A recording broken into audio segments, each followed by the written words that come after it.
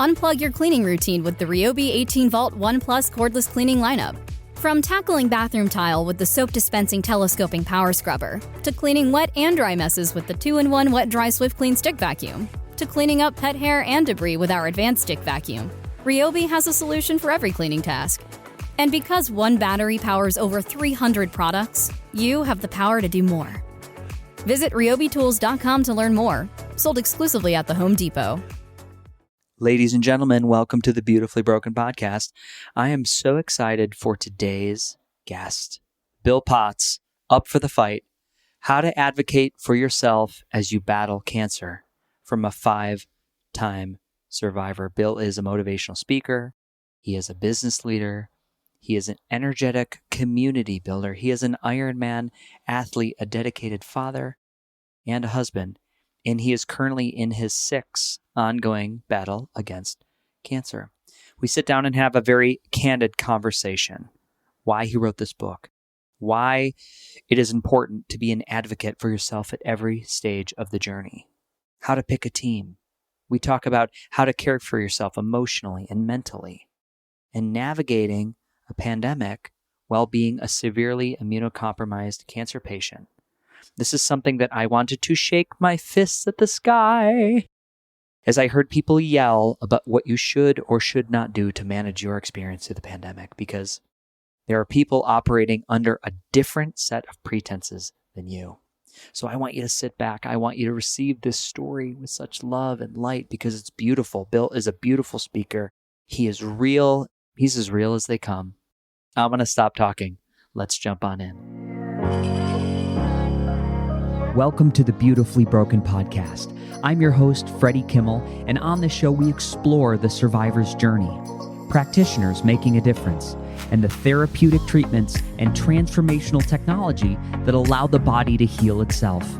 Witness the inspiration we gain by navigating the human experience with grace, humility, and a healthy dose of mistakes. Because part of being human is being beautifully broken. Ladies and gentlemen, welcome to the Beautifully Broken podcast. We have a very special guest today.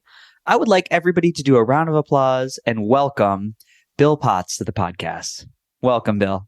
Thank you for having me. I'm so excited to be on your show. I find it to be so interesting. Oh, thank you. I love doing it. It's my passion project, you know? I love asking these questions about what is health? What is healing? What's abundant energy? What is that? Does anybody know what that feels like in this day and age when we look around and there's a perception that there's so much illness in the world. I have an article, actually have a screenshot on my phone. Let me grab this because it's fascinating and it's great fodder for what we're going to get into. 500,000 UK workers have left the workforce in the last 3 years, citing chronic long-term illness. This is wild. This is this is a thing, you know, that people generally, when I ask people on the street, I'm like, how are you doing? Not great. They got something going on. So it's fascinating. Yeah, it is. And by the way, that number is bigger in the U.S. I saw some stats from that earlier this week. So it's a significant issue, just related even to COVID. I know. It's incredible what the world is, you know, what the world is going through and what we're holding space for. Like I said this morning when we were chatting pre-podcast, I think it's all a miracle or none of it is. And your life, the fact that we're talking right now is a miracle, because we're going to get in for your book, Up for the Fight, how to advocate for yourself as you battle cancer. And Bill, you're a 5-time cancer survivor. Yeah, a miracle is a good way to describe it. And I'm grateful every day that I have that 5-time cancer survivor on the top of the book, because it really is remarkable. And what I've learned in this journey, not just about advocating for yourself, but about life, it's something that I just felt like I needed to share. It wasn't my idea, by the way, Freddie. It was the idea of my care team at the hospital to write this book, to turn my pain into purpose to help others. And like you, this podcast is your passion project. This is mine as well, to try to help others learn from my mistakes and learn from my journey. I had there's a biological medicine doctor I follow in Switzerland. I think it's Dr. Rao. Anyways, sometimes he'll say, there's an answer in cancer, or cancer is, I know this could be triggering to people, that sometimes cancer can be a gift. It's all information. It's how we choose to process it. How do you frame cancer? What does that word bring up for you? It brings up, interestingly for me, it brings up a big mixed bag of emotions, right? Depending on my day. But for me, the fact that I've been able to beat cancer 5 times, to me, gives me hope. And it's a big dose of gratefulness that I have. I understand that there's not a lot of 5-time cancer survivors out there. So I appreciate, life in a different perspective. So to me, cancer, it changes the view that you have on the world, as it did for you too, right? It changes how you see the world in such a unique way. Somebody asked me, hey, Bill, was it worth it? And I'm like, worth what? And they're like, worth having the cancer. And I'm like, I mean, obviously you and I both been through it. It's an excess amount of suffering. It's emotional, it's physical, it's mental. And the answer, I had to think about it. And I'm like, yes, it was worth it, because now I can use it to help others through their journey. And that's a pretty big purpose. So it has given me a real purpose. Isn't it interesting? I always find this conversation fascinating, that you can really only have with another person who has been through cancer, or maybe some type of a potentially terminal diagnosis. You reevaluate what life is. And for me, I always, to view your mortality at a very young age, things sort of crystallized at like what I thought I was doing with my life, or what I was supposed to be or supposed to create, or the career I was supposed to have. And that sort of shattered. It was like crystallizing your life, and you shatter it with a big hammer, and it all falls apart. Yeah. And then it's reconstructing, what am I going to do with I always reference 100 years on the planet. I know, again, everybody has a different, and to look at the last 3 years, and the number of people leaving the planet, it seems it's just incredible. So it's just given me great clarity with how I want to spend my time and the energy that I want to give myself to. Now, it's easy. I don't know if you feel like this. It's easy to forget and get caught back up in like just the anxiety tightening in your body over a text message or something that you can't solve a problem for. Very true. But yeah, how have things changed? Like if we went back to Bill before you had cancer, how are you different today? Yeah, that's a great question. I've been through the journey for 20 years, and my cancer is incurable, so it's going to come back. So, 5 times with cancer that I've beaten. I've got number 6 in progress with the prostate cancer, which we're going to put on hold. But my lymphoma is going to come back. So I live with the knowledge that I got to deal with this again, and could be next year. Hopefully I'll get 3 to 5 years before it comes back again, to give technology and medicine a chance to try to catch up to what's going on with my cancer. But what it's really, if you look back at how it's changed me, just like you, I don't really sweat the small stuff anymore. Example, I was riding my bike a few months ago, and somebody threw a Mountain Dew and hit me with it from a car. And I'm like, normally I would have, probably given the double bird or whatever and screamed at them. I'm like, And I didn't fall. I didn't crash. They kept going, and I just kept going. My wife's like, what the heck? And I'm like, it doesn't even make me mad. I honestly felt kind of bad for them that they're throwing stuff out of a car window at a cyclist. So what makes somebody do that?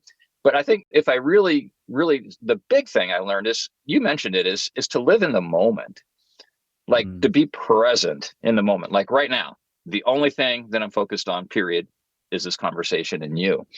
And that's been so insightful for me. And I think another big lesson that I've learned through this journey is to make sure that I tell my friends and my family that I love them.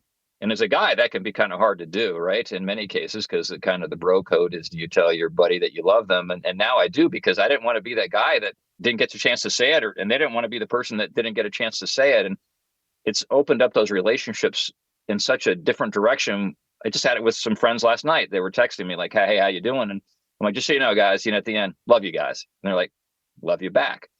And that's pretty cool. Yeah. Yeah, it is. If that is not in your community, if that's not in the family dynamic, then it can feel out of the norm if you don't have. I'm so, I think one of the greatest things of traveling all over the world for me is I've got to see how differently people express and share love. Mm. The theater community that I was in is deeply, deeply they love so deep.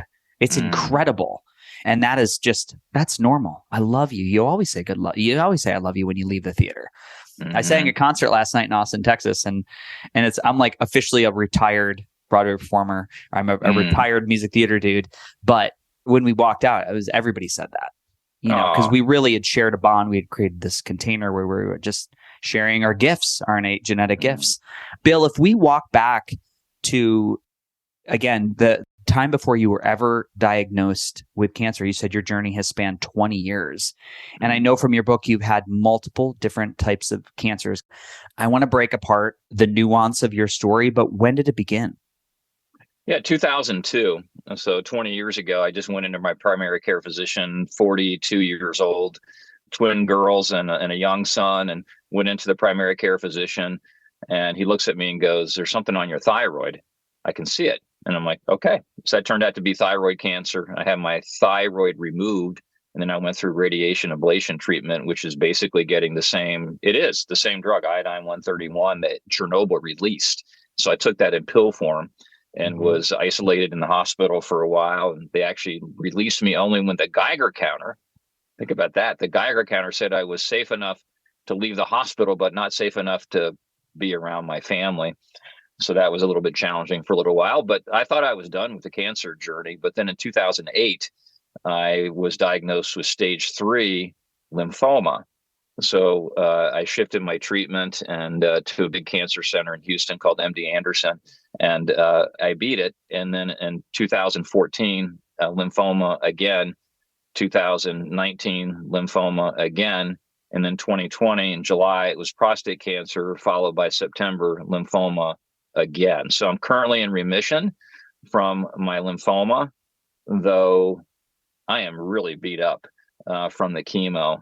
Even though it's been 18 months since my last treatment, my immune system hasn't really rebuilt. And as anybody that's gone through chemo knows, your body does some really weird things can potentially be for a really long time. So every time I go to the oncologist, I get the diagnosis, which is, well, your immune system will come back in 6 months.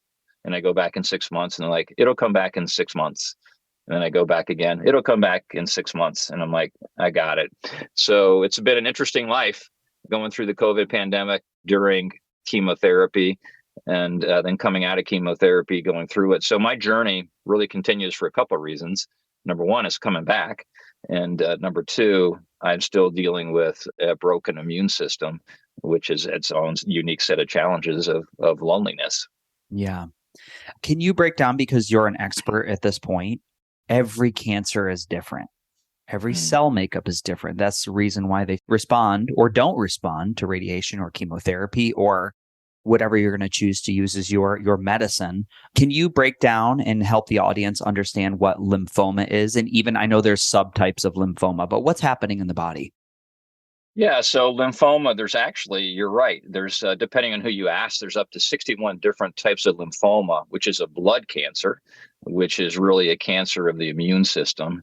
So there's different versions. Mine is non-Hodgkin's lymphoma, but the essence of it is the immune system. It's a blood cancer that winds up being coagulated or is stuck in the lymph nodes. That's why with people with lymphoma have swollen lymph nodes and things like that. So it's a cancer of the immune system. So leukemia would be another one, multiple myeloma. These are blood cancers that can either start in the bone marrow or can start outside the bone marrow. But it's a cancer. In my particular case, there's a lot of lymphomas that are curable. My particular version happens to be one that you can only knock it down and then keep knocking it down each time it comes back.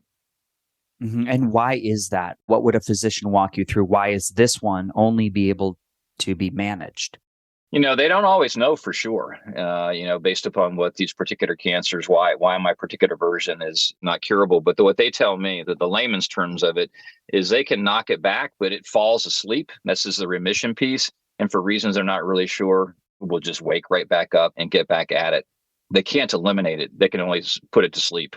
Yeah, it's so fascinating the way the body can revolt. And it's interesting. There's different bodies of science that look at the voltage of a cell or the charge of a cell, and that shifts with cancer, the pH of a cell will shift actually, and it changes how they balance out and repel each other. So there are certain cancers that because of their charge, they'll actually start to form a mass, and then there'll be a blood supply, fueling that tumor. And it's almost like you think about the human body, like my terrain of cells, which is relatively fine and functional until it's not, until we have a primary tumor.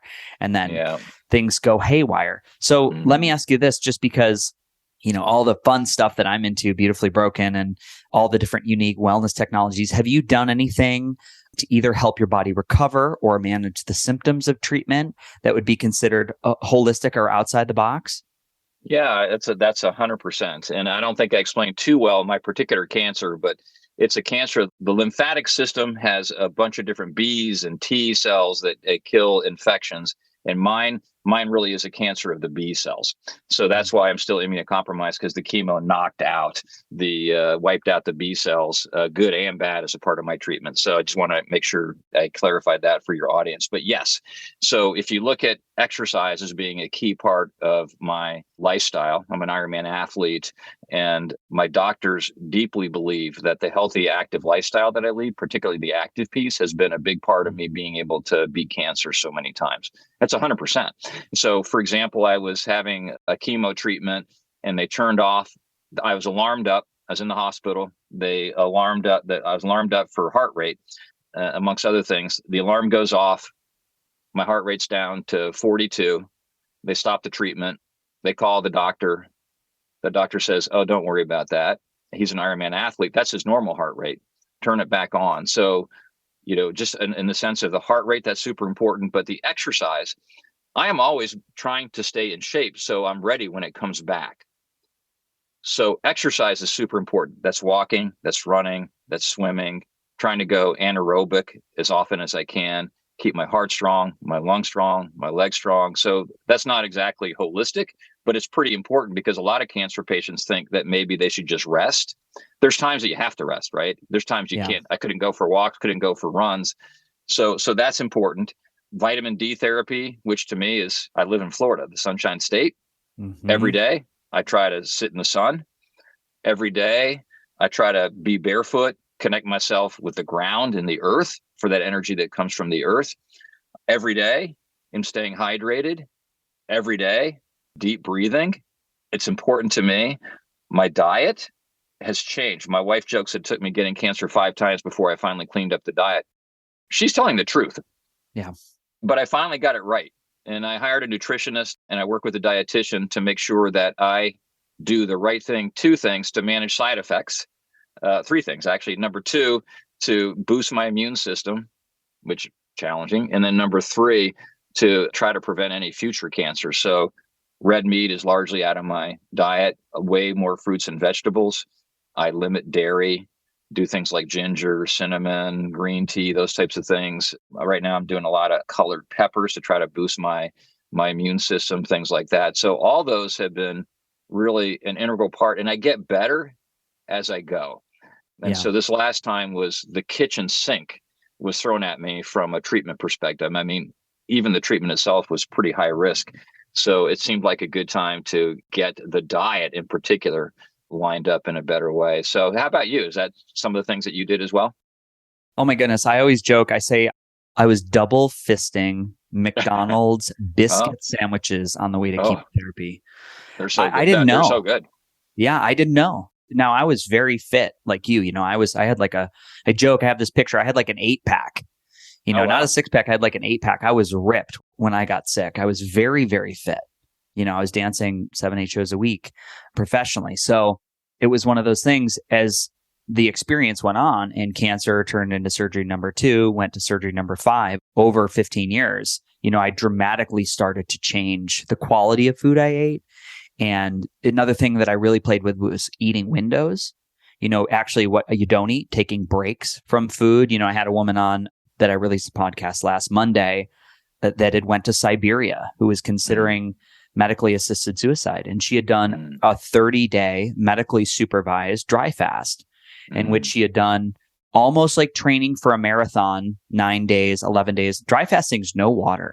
It's not touching water. You don't brush your teeth. And so she had this complete cellular reset and had a complete healing of neurological Lyme, where she was, looking for her husband to help her with suicide at the time. She was completely bedridden, couldn't go to the bathroom.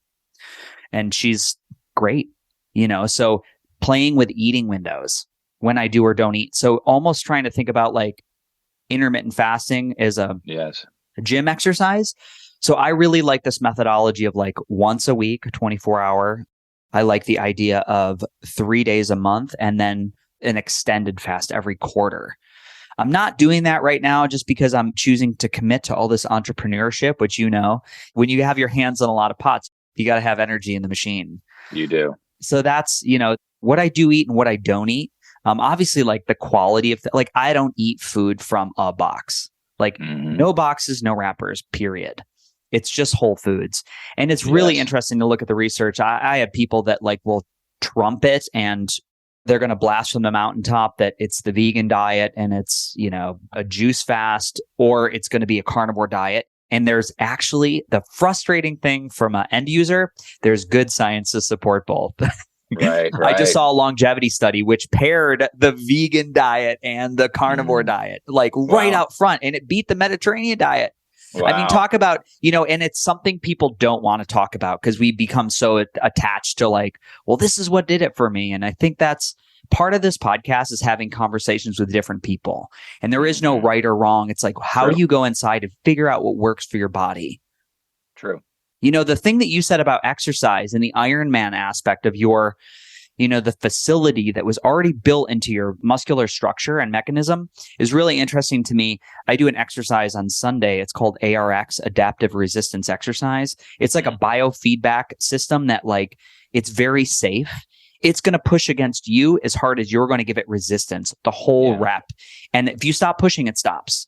And the minute I first did this machine, I got to send you this interview. You're going to be blown away. Can't wait to hear it. It's amazing. And your muscle growth, I mean, it's incredible. I've added 15 pounds of lean muscle since I've been in Austin. And it really, the musculature is extra batteries. I think that we don't always think about that in cancer, right? Yeah. You're like, no, be coveted at home. Don't go outside. Well, this would be a great device to have in an oncology ward to literally around treatment times. Obviously, there's nuance there, but, put some lean muscle on while we're going through these treatments where we're going to war with the body, and just set yourself up for success. But the second I did this thing, it's like, they're having more muscle growth in like a 13-minute workout once a week than going to the gym 6 times. And it's just like, there's a great technology. That's fantastic. Yeah, I agree with you. The musculature of the body is just paramount. Yeah. Interesting what you said, both on that and the diet, is that we're not getting told that at the oncologist, right? So I'll get a pamphlet about diet, literally a pamphlet that's like, here you go. I'm not getting any meetings. I'm not getting any phone calls. I am now through my health insurance company. I'm working with them, interestingly, right? But when you look about, muscle mass while you're going through chemotherapy, never came up. Yeah. So your podcast, brings it up. Somebody's going to be listening to this and go, oh, yeah. And they'll take this advice that you give, and it will change the dynamics of how they go through treatment. Yeah, at least explore it. And to what your point also, like when I was doing chemotherapy, my hospital, which I went to, it's Golisano Children's Hospital, but also it's called the University of Rochester Medical Center up in Rochester, New York, which they're great. They're very innovative. But they were wheeling around carts with white bread sandwiches and candy. Yeah. They had the candy nurses while you're doing, they're like, here's a treat. I was like, the worst thing you can do is sugar, right? They're giving you sugar. Yeah. But I can't fault. It's nobody's fault, right? No. It's just what exists now. So I think you have to, people need to talk, right? You got to realize like, okay, here's my area of excellence. This is what I do. What would happen if I had people breathing hydrogen gas and standing in front of a red light panel and like doing a 36-hour fast before they got treatment? Well, science says you would have a lot less collateral damage, but that's pretty out there. I'm like, do you get frustrated that they're peddling candy, or do you get frustrated that you can't yet implement the things scientifically would hold great benefit?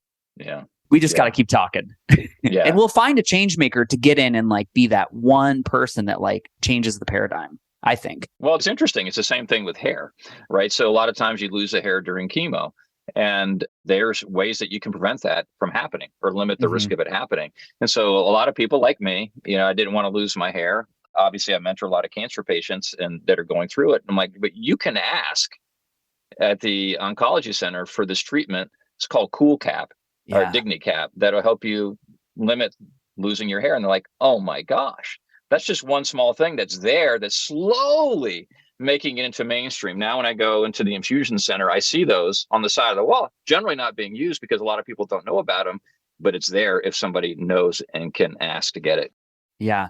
I always think it's fascinating, again, as a teacher, chemotherapy is a teacher, the idea that it's going to target cells that replicate at a specific rate. Often lost in the conversation of like, here's what we're going to give you. And it's like, well, why? What's it doing? What's the delivery method? But fingernails stop growing, eyebrows fall out, your hair falls out. So this idea of this neuroprotective effect of cold is now we're seeing, if you watch my Instagram, I'm usually in a bucket of cold water in the morning. I start the day with a cold plunge. Before I allow myself coffee, before I do anything, I've been getting in 38-degree water for at least a minute, most times 3 minutes, and just sit there and breathe. But now they're having science come out about tumor reduction through systemic cold therapy. Sure. It's really cool to see. I'm like, cold is stopping your hair from falling out, but it's also reducing tumor growth. This is fascinating. There's something here. Yeah, it's wild. It's wild, which I intuitively feel. I'm like, this is good. You just feel too good.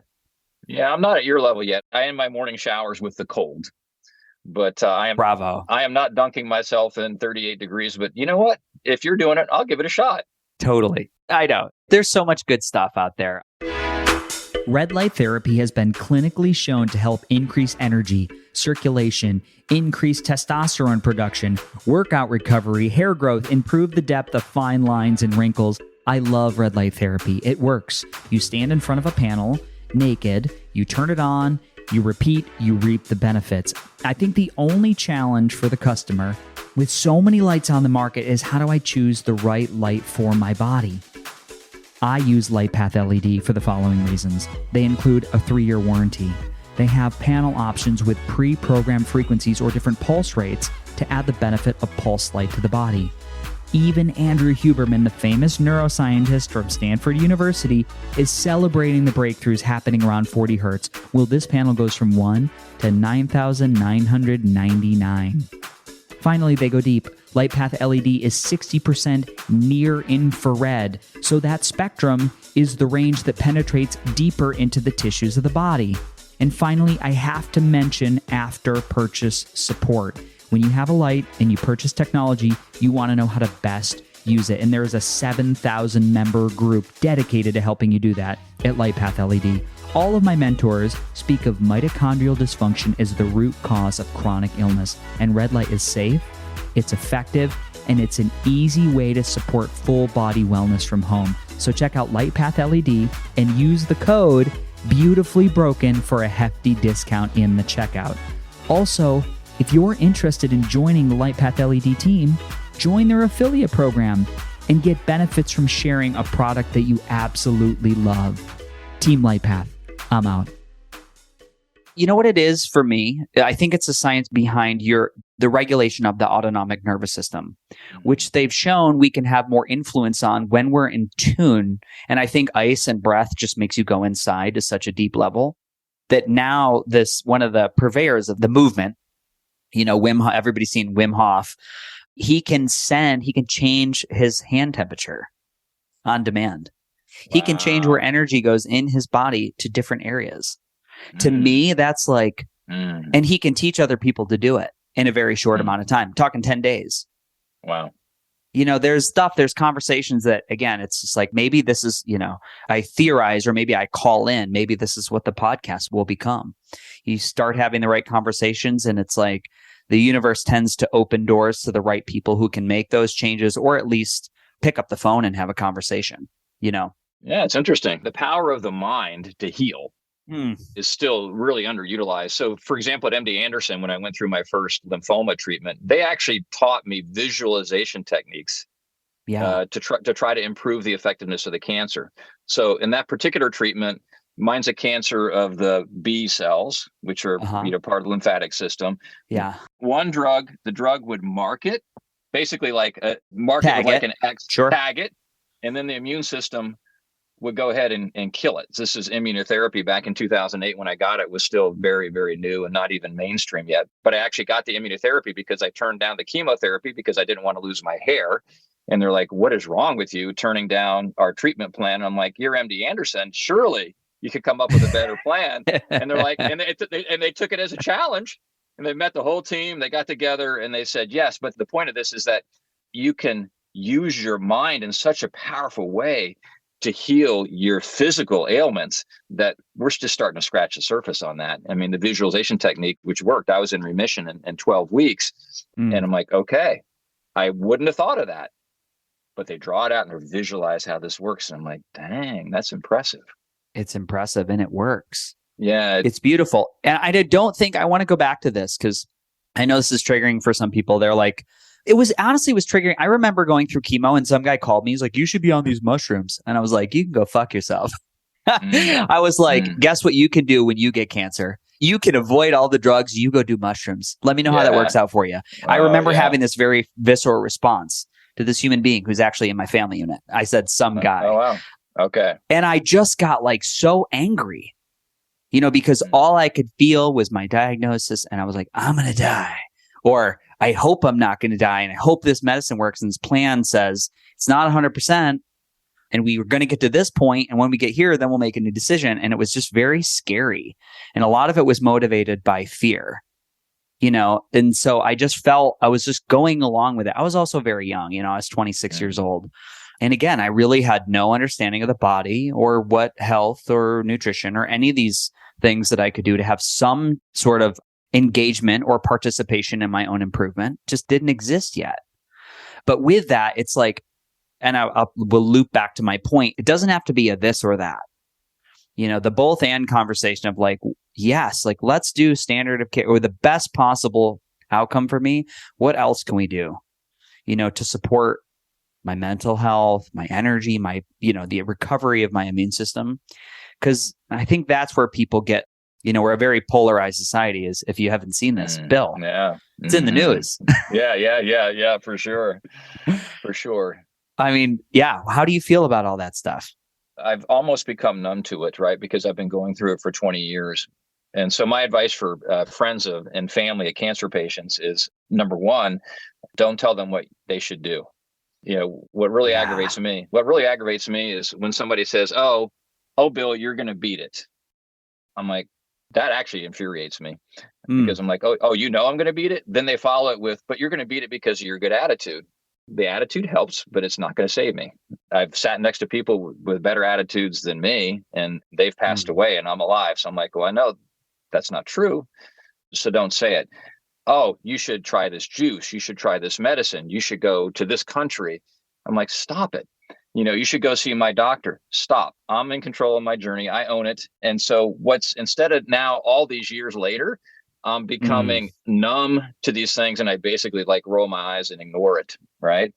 Sure. But it's the things that I start coaching them to do, which can make a difference in my journey as friends or family, in your case, which is don't always talk about my cancer when you see me. How about we talk about, in your case, the Yankees, in my case, the Tampa Bay Rays or the Tampa Bay Lightning or Tom Brady. But I don't always want to talk about my cancer when you call or come over. So let's just talk. Give me some ideas of how to spend my time when I'm going through treatment. Those are always really cool. The one I like the best is, what can I do to help you? And this is where I've gotten better as a patient. I have to think about it. Then I come up with something and I tell them, then they can help, because it helps them if they're helping you. Yeah. It's hard to be the family or friend of a cancer patient because you don't always know what to say or do. Yeah. So if you ask them, what can I do to help you as a patient? It happened to me. Like, what can I do to help you? I'm like, and this is somebody I didn't really know very well. I said, can you take me fishing? 2 days later, I'm on his boat. We're out there fishing. I'm like, that was perfect. There's a big debate about, should I bring a cancer patient food? Yes and no. Don't bring over your home cooking because I may not like it, right? And things change on how you taste. And anyway, when you're going through treatment, but do say, hey, what's your favorite restaurant? What do you love? For me, it's Chick-fil-A. And so they can bring over your favorite meal. Now that's pretty good. So I'm kind of learning as I go on here, but this is good tips to help the family. And what I've learned most importantly going through the COVID pandemic is an immunocompromised patient is making sure that the friends know not to come over if they don't feel good. Yeah. I told my family, it's going to walk in the front door.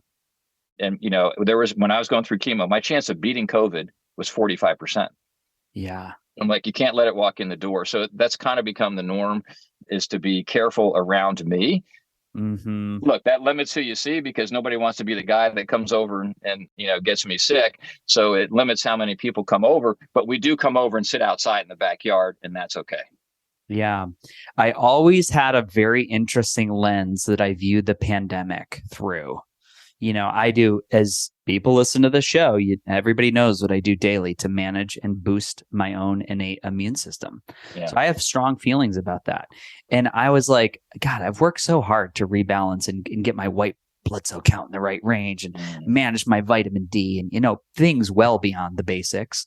So for someone to I was like, people were like trying to manage me and what I was going to do to have a good outcome with the pandemic. And I was like, everybody needs to back off. Yeah. I'm like, I got it and I accept full responsibility. And I think there was just a low level of awareness for people with immunocompromised lifestyles, with cancer, with chronic Lyme disease, all the things. It's like, and it seemed and it felt, again, choosing to be on the phone, choosing to be watch the news, that the more you tried to just back away, the louder people yelled, because it was driven from fear. It was just we can go back to this fear of I'm like, there's just this fear of I don't want to die. I'm like, well, guess what? There are people out there dealing with this every single day long before the pandemic, that it's just part of their lives. So it was just a low level of awareness that I just felt like nobody ever really talked about. Yeah, it's interesting. There's 7 million people in the U.S. that are immunocompromised. So the pandemic never ends. Hopefully my immune system will reboot at some time. Mm-hmm. But there's a lot of people, organ transplants, rheumatoid arthritis. There's a whole lot of people that never get out of the cycle of being immunocompromised. And so for us, and I'm in some groups with this, which is great for my support, right? They're Facebook groups that we're all the same. And it's been super, super helpful to hear their perspective. But it is fear. It's palpable, because, COVID to somebody like me it's truly a 911. To somebody with rheumatoid arthritis, it's getting Rituxan, periodically, which reduces the immune system so they don't have as many symptoms. That never stops for them. And as the pandemic progresses and the COVID smartens up, the amount of tools that they have in the toolbox to save the immunocompromised, is starting to get reduced. And with funding being reduced and the stuff not being developed as fast, it really is concerning. So no, I hear you. Yeah. And so, people saying, why don't you do this? Why don't you do that? And I'm like, dude, it's my life. I can't make a mistake. I have one. So let's not make it. Don't you tell me to make it. My family's on board with all this. They're as protective of me as you can imagine, right? Sure. And so, and the friends have kind of dialed in. I don't know how it was when you went through cancer, but there's some friends that just kind of disappear because they don't know what to do. So they just kind of go away. So the group that's around me now they're like my bubble. Yeah. They try to keep me from making a mistake.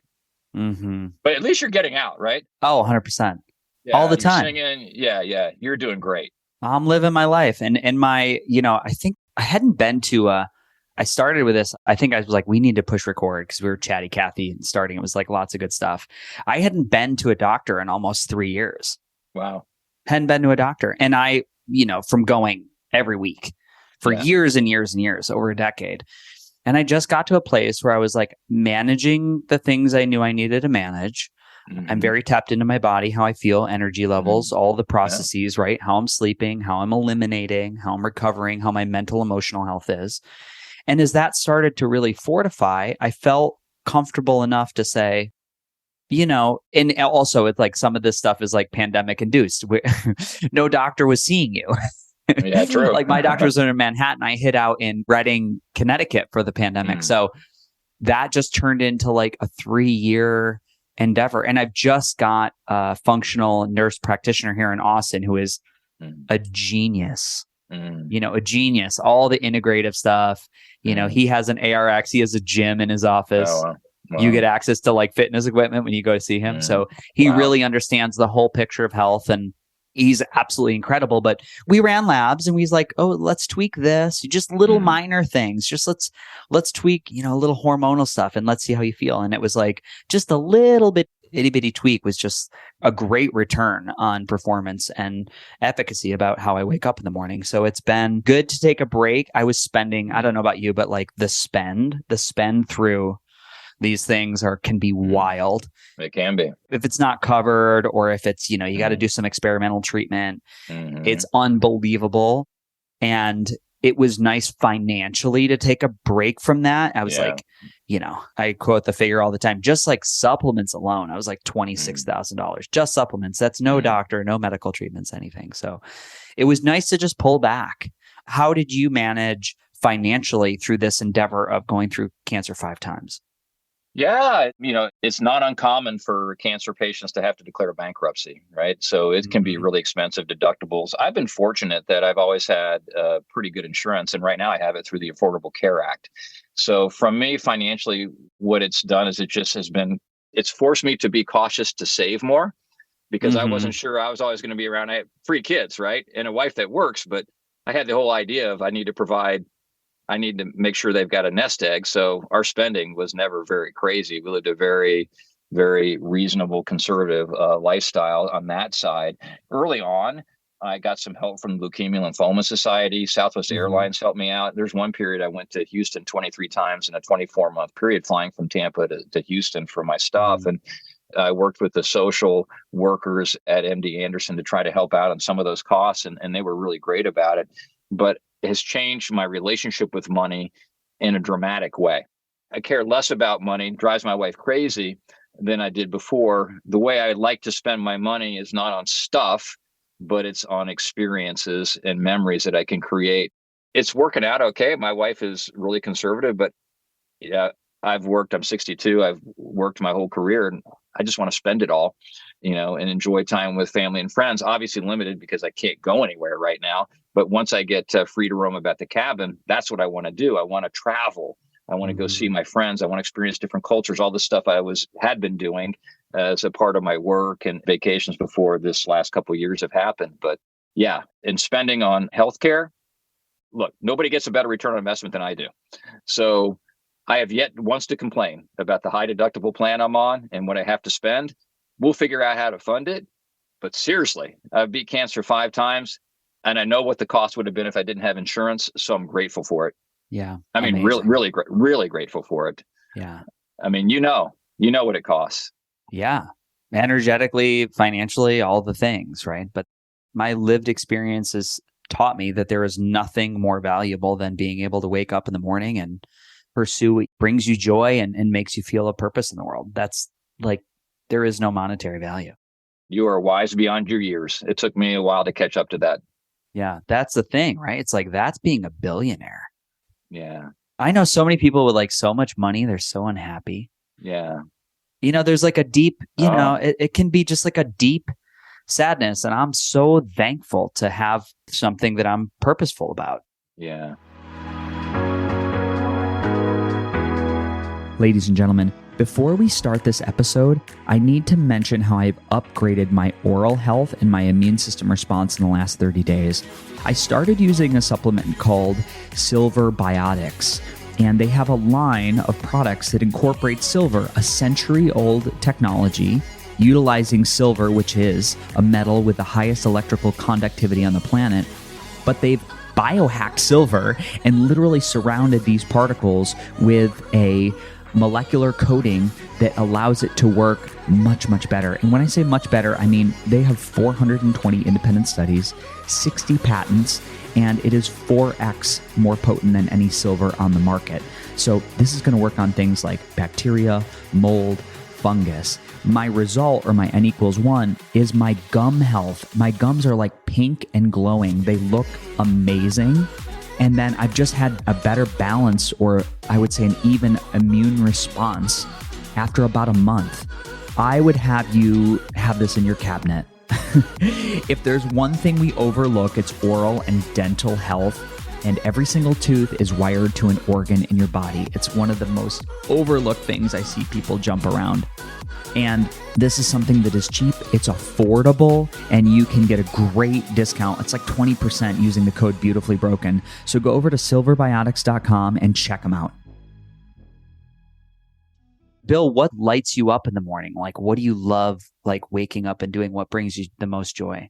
The most joy, I love nature so much that like this morning when I woke up and I heard the birds singing, I'm like, oh my gosh, it's the small things that bring me the joy, right? Yeah. It really is. It's standing the other day, we had Nicole come through. I'm standing in the rain. My daughter's like, I get it. Soaking up the rain coming out of the sky is pretty cool. But what drives me every day is my relationships with my family and my friends. And the one thing that cancer has done, I mean, oh my gosh, I get checked in all the time. I could spend full time just answering phone calls from friends to say how you're doing. And I love that so much. I'm really leaning into my relationships, and that's what drives me. Also, what drives me is this book. As we talked before, my book is your podcast. It's trying to reach people with this message of how to navigate the cancer journey. It's the book, I wish somebody else had written for me. I wish I didn't have to write it. I mean, I accidentally became the expert, not on purpose.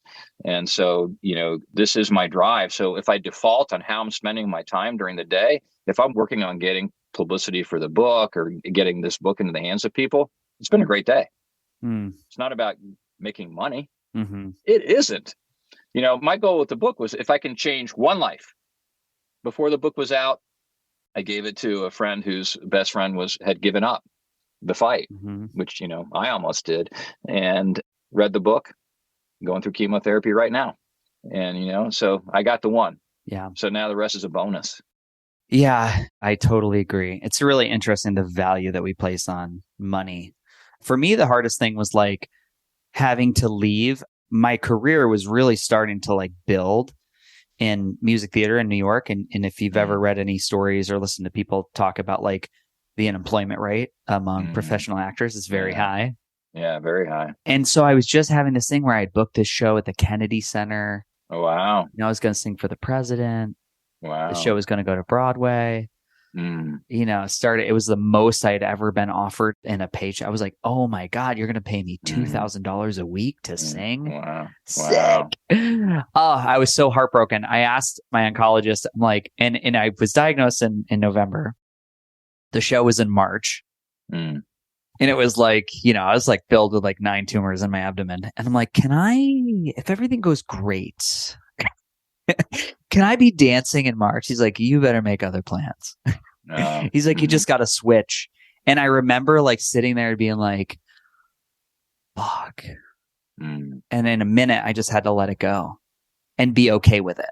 It's a hard switch. It's a hard switch. Oh, it's such a hard switch. I was just so heartbroken. I'm living it and I understand it. I mean, every time I go in, it's 6 more months of isolation. And I'm like, oh, damn it. Yeah. Okay. But yeah, it's a hard switch. And what you did, I mean, to have to change careers because of your cancer, it's brutal. Well, for a while, I say I was like professionally like, okay, I'm not music theater. I'm like a cancer warrior for a while. Yeah. That's what it's their priorities. Right. And so the same for me, I remind myself every day, the reasons why I need to continue to fight, family, friends, make God proud, this book. So I remind myself that every day. And every day I try to remind myself, how special it is to have that day. And all of a sudden, like you said, it changes not only how you spend your time, most importantly, it changes things that you don't do. And, for me, there's a lot I don't do. I easily can say no to things that I wouldn't say no before because that's not within my purpose. Yeah, it's so powerful.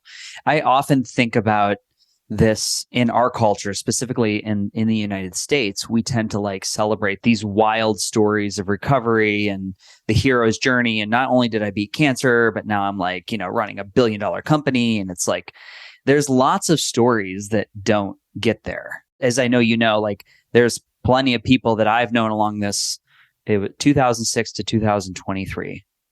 So we're 2022. So I'm like getting rid of 22. We're already done.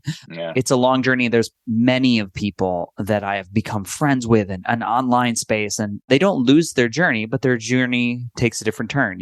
They transition. And I'm often feel into that of like, everybody, we're all going to have a different experience through this life, through chronic illness, and we may reign victorious over disease, but it's always temporary, right? Nobody's getting out alive. I think we forget that. That's the point I wanted to make. Yeah. Nobody gets out alive. Don't judge other people's journeys as good or bad. Yeah, agree. I totally agree. Yeah, it's so interesting. And even this conversation can be hard for me because what's one of the things I like to talk about least, probably honestly, it's cancer, right? Yeah. And so when I agreed to do the book, it's a lot more fun talking about it than writing it. But it can be kind of triggering. And I didn't want to be defined as the cancer guy. I don't want to be Bill Potts, the cancer survivor. Yeah. And I even sometimes struggle with the word survivor because it's, to your point, it's like celebrating that I beat it. Okay, but that doesn't mean, what about the people that didn't, right? I've had plenty of friends that hadn't, and it seems like celebrating it. I would prefer to be called the cancer veteran versus survivor, but it's going to get more exposure being a cancer survivor, and it sounds all fancy. But I wanted to make sure that when I started talking about my journey, this isn't a book about me. It's not. It's a book about what I learned. And so when we had that conversation with the editors, I don't want this to be like you described, hey, I beat cancer 5 times and, I went out and ran a marathon. Yay, me. I want to be, I beat cancer 5 times. I made a lot of mistakes along the way. Here's what I learned that can help you. Great. And the thing I didn't expect when I wrote this book is that I didn't expect people to thank me for writing it. Number one, had no idea. I mean, how many people have called, texted, emailed me and said, Bill, thank you for writing it. Thanks for being vulnerable. Hadn't thought of that. And for some weird way, I hadn't thought about, Bill, your story gives me hope. And I'm like, dang, it does. Because, I had done some public speaking on my cancer journey years ago, and people would just line up and they get teary-eyed, they cry, they do whatever. And I'm like, I'm not sure I'm tracking what this is, but what it was hope. I mean, if somebody can beat cancer 5 times, then whatever their issues are, cancer, not cancer, then they see hope that they can wrestle whatever they're going with too. And the idea of you owning your own life and owning your own journey, it's not just about doing it for cancer, it's about doing it for your whole life, right? Advocate for yourself. Don't let others tell you what to do, and you own it yourself as your life. And so for me, it's owning my journey. Literally, my life depends on it. It does. If I don't own my own journey, I'm not here having this conversation. And I know that. But it's more than just about cancer. It's just about life. Own it. I mean, the decisions that you have to make, every decision you make, right, that you were talking about, going through your journey, going through the pandemic. Hey, it's my life. It's my decisions. Look, I'll listen to you, maybe, but I'm going to own it myself and make the most of my life because it's mine. And I love that. Yeah, I really think it amplifies the value of life and the ability to be present.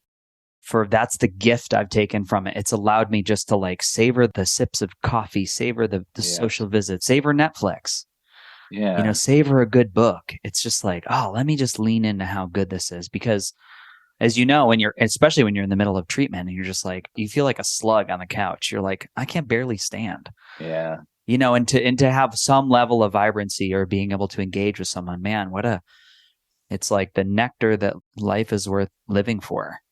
And it's true. And just exploring that. It's true. It's living in the moment and enjoying those small things. And I think that's, you and I share that because of our cancer battle. But I think anybody that's had to take the deep look of and think about the dying part, whether it's surviving a car crash or whatever it is, I think a lot of folks have that same perspective. And you and I were lucky we got to look the dying part in the eye and come out alive, and it changes our perspective. But I don't know how it was with you, but it took me a while to get my hands around the potential for dying part. Oh, yeah. I had that come up for me really strong in the pandemic. In the beginning of the pandemic, like there was almost like a trauma response of like the world stopped. We were all alone. I was slowed down. Everything slowed down, and I had a lot of stuff come up over like existential crisis. And even it went for a few months. I wasn't sleeping. I just could not. It was lots of trauma coming up in my body. And re-examining and processing that, deepening my like spiritual practice. Yeah. Which can be, again, for me, spiritual practice does not mean going to church. It means being spiritual in the embodiment of this body. Every interaction, every sip of coffee, the exchange with an Uber driver, it can all be spiritual, and just to really embody that potential you have for goodness is an incredible power. So, and with that, my quality of life got better. Yes. Going through that really tough period. When I was going through cancer, like there were definitely times when I look back on it now and it was just like, dude, you could have totally died. Like my one really big surgery that I talk about called a retroperitoneal lymph node dissection. Pelvis to chest, take out the digestive organs, put them in a bag, cut your cancer out, pack everything back in. And I remember waking up from that surgery, not understanding the gravity as a 26-year-old and waking up and the amount of my epidural had failed. Oh, wow. So all of a sudden the pain started to go amplified and I got to a level of pain. My whole body was shaking. And if you've ever been in that spot where once you lose the control on pain in a hospital setting, it's so hard. It takes hours and hours and hours to get it back. And I just remember being like, oh, you're fucked. Like I felt the pain of this, cutting all the way through my abdomen. And all my body could do was shake for hours and hours and hours. But I didn't think about death. My psyche didn't go there. Now looking back on it, that I have tons of feelings about it, and things that today I'm probably ready to process. Yeah, it's been the same for me. And my first treatment in 2008 went right off the rails. I had this severe reaction. The medication that I was getting was built on the back of hamster embryos. Go figure, by Genentech. I've actually been to the factory where that was made, but I didn't know I was allergic to hamsters. Yeah. So it's like being stung 1,000 times by a bee and being allergic to bees because I'm getting it, via an infusion, and I'm like literally almost dying. And I didn't really connect the dots. Yeah. Like with you, they saved me. It took, they did whatever they did. I was alarmed up and, it took a few minutes, but all of a sudden I could breathe again. And, my heart rate went down and my eyes, unswelled shut and I could see. And I'm like, okay, that was a little bit scary. I have to admit, I cried, but I didn't really think deeply about the dying part. And then I came up in 2014. I'm like, do whatever you can. Don't let that happen again. Because by then it took me literally 5.5, 6 years to get my hands around. Oh yeah. Yeah, I actually could die. And now I'm super aware of it. I mean, I literally know the math, even though math doesn't count, but I know math doesn't count. Doesn't count. And it does. It does. And when I go in for my chemo, I'm the only one in the room. My wife, I don't tell her, but I know how serious the risk is just going through the treatment. Yeah. And so I know every time I go in there, I know that I could die. And that really is made going in challenging. And the way I deal with that is, I don't know how you were, I call it scanxiety. But before I would go in for an infusion, I had to drive 4 hours. I was being treated in Jacksonville at Mayo, and I had to stay in a hotel the night before, and I'm with my wife. And I mean, I am just sullen the day before a treatment. I mean, don't talk to me. I don't want to talk because, we're literally playing for keeps the next day. Keeps.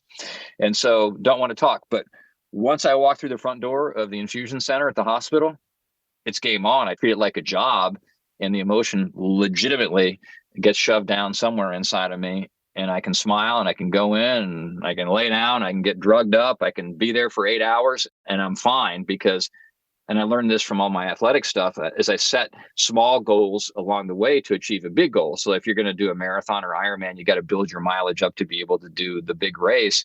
And I look at the same way with the treatment, which is if I have, last time was 14 treatments, I would count up, to 7, then I start counting down. So I always had a goal. So treatment number 3, got it. I walk out of there or stumble out of there or wheel out of there in a wheelchair, depending on the day. And I'm like, got number 3 down, in 3 weeks, I'll go for number 4. And that really helped keep my mind in a good spot versus freaking out and having an anxiety attack every time I walked into the treatment, knowing that, what could happen that day. I didn't think about it. I just focused on, okay, this is one step in a very long race. Yeah, it's incredible. Bill, your story is amazing. I want people to grab the book and read the book. Where can they grab your story? Oh, anywhere books are sold, Amazon, Barnes & Noble, independent book retailers, Target.com, wherever. You can go to billcpotts.com. It kind of tells my story and has a link to where you can buy the book. And I'm hoping your listeners don't need it for themselves, but most everybody knows somebody going through the cancer journey. It's one that is designed to be able to be carried with them with a lot of checklists and things like that. And it's with 100% certainty, if somebody that you know is going through the cancer journey, it will be valuable for them. Yeah. Well, you're here for a reason, Bill. Your book is Up for the Fight, How to Advocate for Yourself as You Battle Cancer, from a 5-time survivor. Bill, I celebrate your journey. I got to close with it's the Beautifully Broken podcast. What does it mean to you to be beautifully broken? Yeah, I'm really broken too. And it's just what it means to me is a perspective on life of gratefulness, and what have I learned from being broken that's changed how I am and changed how I am around people. And it's magical. And so I am who I am because I'm beautifully broken, and I'm proud of what the brokenness has created. And hopefully God is proud as well. Mm-hmm. Beautiful. And then if you could gift the people of the world, like if you could get like an Instagram live with everybody on the planet for like a minute, what would you say to people of planet Earth? Yeah, I'd say live in the moment, be nice, be kind, don't sweat the small stuff. You never know the influence that you can have on people. So the default to all the people in the world should be niceness and kindness to other human beings, because the world would be a lot better place. I agree. Well, let's send that loving kindness going forward out to everybody. I will put the link for your book in the show notes, and everybody can get that. It sounds like an amazing gift for Christmas, for a stocking stuffer. That'd be my guess. As we move into the holiday season here, depending on when this podcast comes out, I always say that I'm like, reference Easter. It's now. No, we'll get this one out in 2022. Ladies and gentlemen, I hope you enjoyed yourself. I hope you find great value in this, and I hope we're meeting you where you're at. It was an honor, Bill, to have you on. Until next time, namaste. Team, thank you for creating a wave of momentum that is driving Season 5 of the Beautifully Broken podcast. My heart thanks you for tuning in. And if you enjoyed today's show, head over to Apple Podcasts and now Spotify. Spotify is new, and you can leave a review. 5 stars if you loved it. And before you go, I have something really important I need to offer. There are 2 ways we can build this relationship. The first is to join my membership program at buymeacoffee.com/FreddySetGo. You get early access to all the podcasts, bonus episodes, discounted consults, and free webinars covering all the wellness technologies. The second is to support beautifully-broken.world. That's right, I have a brand new website and new store, beautifully-broken.world. Listed on here are all the wellness tools, supplements, educational courses, and products that I absolutely love. Most of them offer significant discounts by clicking the link or using the code. Please know that they don't cost you anything extra. And at the same time, they do support the podcast through affiliations. What's that? I just got a message from my lawyers, my internet team of lawyers. They wanted me to tell you that the information on this podcast is for educational purposes only. By listening, you agree not to use the information found here as medical advice. Do you agree? Yes, you agree. To treat any medical condition in yourself or others, always consult your own physician for any medical issues that you may be having. Finally, our closing. The world is changing. We need you at your very best. So always take the steps to be upgrading your energy, your mindset, and your heart. Remember, while life is pain, putting the fractured pieces back together is a beautiful process. I love you. I'm your host, Freddie Kimmel.